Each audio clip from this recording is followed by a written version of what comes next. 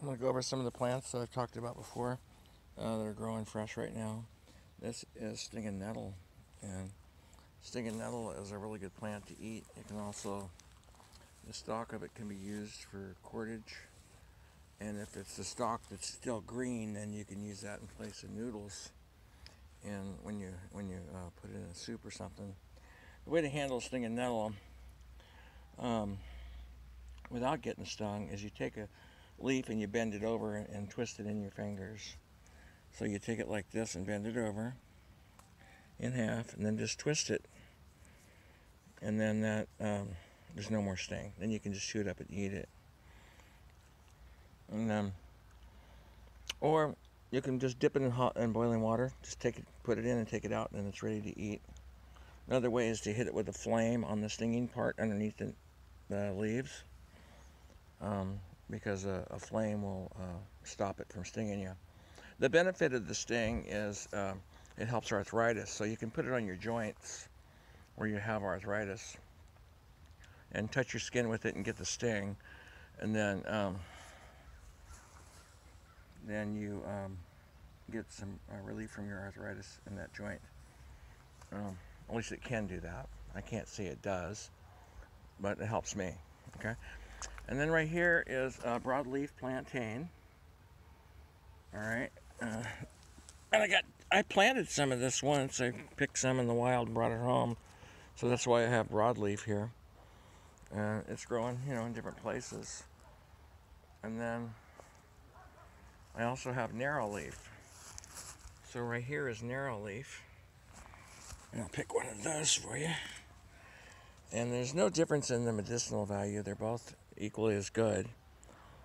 You can eat it fresh. You can put it in soups or stews. You can save the seeds when the seed pods are there, and it's gluten free.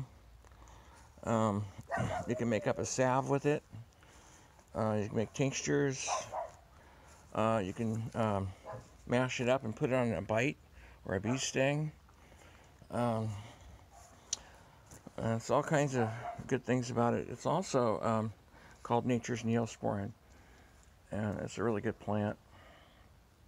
A lot of people just pull them because they're weeds, but it's a good edible plant, good medicinal value.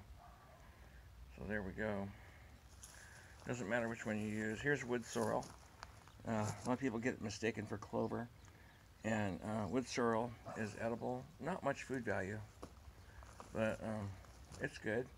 You can eat up to 2 cups a day. It's also known as sour grass. It has a yellow flower that grows out, and you chew up the stalk, and it tastes sour, And then here is chickweed, and it's in the mustard family. And you can see the little white flower on there. It looks like there's 10 little petals on it, when actually there's only 5 little petals on it. Hope I can focus in. There we go. And that's edible. That's good for the lymph system. It can help cleanse your lymph system out. Really, really good. Okay. Let's see. I saw something else growing over here. Anyways.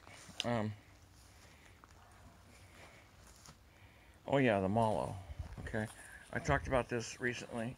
This is mallow. That's also known as cheeseweed. And this is what the French used to make marshmallows the first time they did it.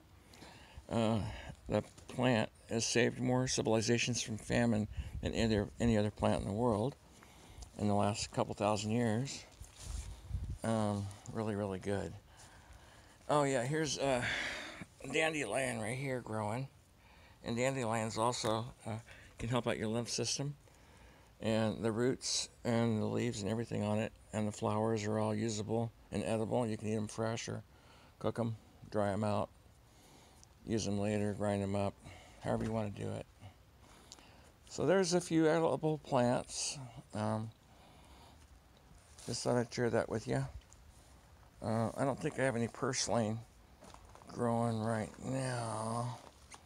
No, the purslane will be growing in the summer, but it grows in this area.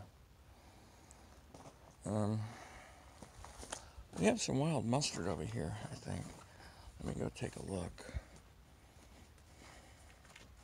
I have some in the backfield. Let's see.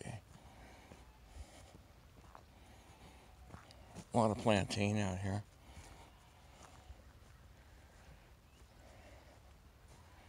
Let's see.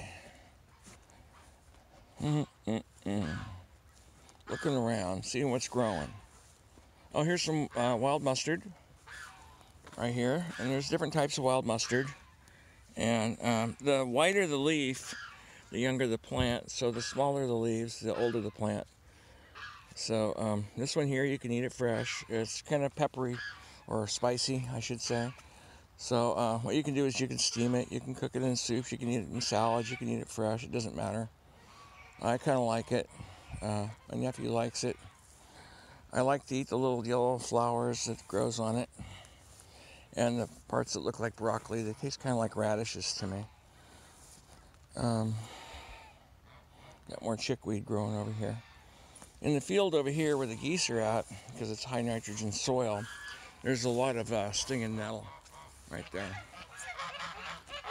So that grows pretty good. And along the fence line is yellow dock. And yellow dock can be used as a laxative, and it's got a few other good uses. It's similar to spinach. It's in the barley family. And there's yellow dock. What you do is you dig up the roots, and if the roots go straight, then the soil is good soil. If the roots branch off into like 2 or more roots, then the soil's contaminated. But you can take these and cook them, eat them. They got these little dark spots on the leaves, but that's normal for those. This is good for somebody with anemia. You know, if they eat this, they can help out their anemia. So it's a pretty good plant. You can harvest the seeds from the plant when it goes to seed. And it's actually pleasant. It tastes better than it looks. So does mallow, also known as cheeseweed. So what you do is you take and pick these young leaves right here. And these are the tender ones. You can also pick the flowers and put them in salads and stuff. But this is just a wonderful plant. It looks terrible because, you know, it's a weed. And most people are used to just pulling it and throwing it away. But you can see all this food value out here growing, you know. And my mom said one time, the neighbor said you're eating the weeds. I says, yeah, I am. You know, good food value there. You can get some things in tinctures, extracts, dried up in capsule forms, or you can just go out and pick it yourself. And I just happen to know some things about some of these plants. And so I just go out and pick which ones I want to eat. So again, look at that. Plantain. You know, I wouldn't go hungry, that's for sure. Never have. Well, I did once, but that was a long time ago.